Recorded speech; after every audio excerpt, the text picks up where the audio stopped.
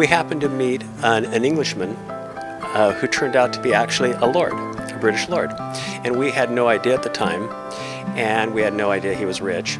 And he was a practicing Tibetan Buddhist. And sometime in 1985, he asked us if we would be willing to sell a piece of property we owned and go with him to buy another piece of property that would become a major Buddhist retreat center on the West Coast. At the time that we bought the property, nobody had actually lived there, I think for 2 years.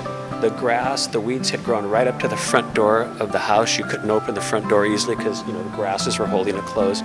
So all the food had to be brought in, the toilets. I mean, it was a big undertaking, and we managed to pull all this off.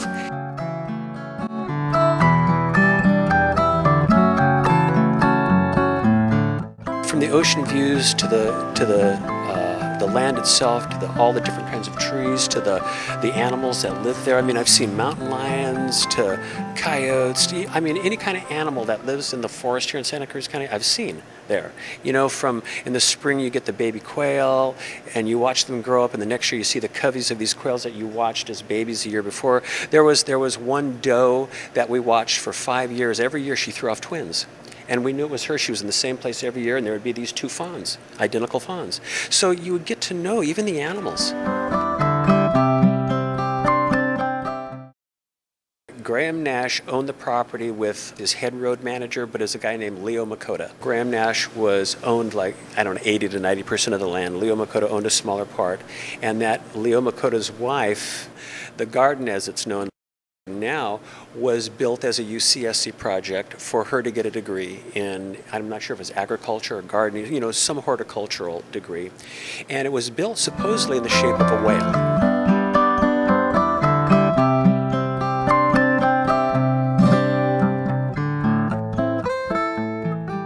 What's really great about the property is it has a little bit of everything. There's redwoods, there's oaks, there's Douglas fir, there are flat areas throughout the land, some very small.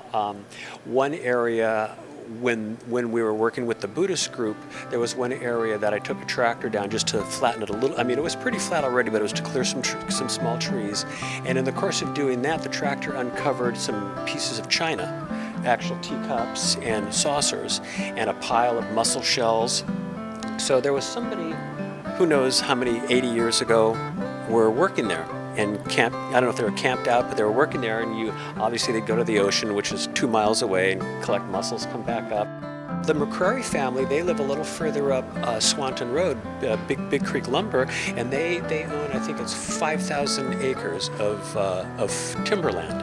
And you know, their management skills are so good that they can manage this property, and they've been harvesting this timber for who knows how long. And they take out the good trees, let the other ones get bigger, you know, take those out, let the next ones get bigger. So it's this management of tree harvesting. Originally, this whole area was a Spanish land grant. It was originally called Agua Puerca y las Trancas.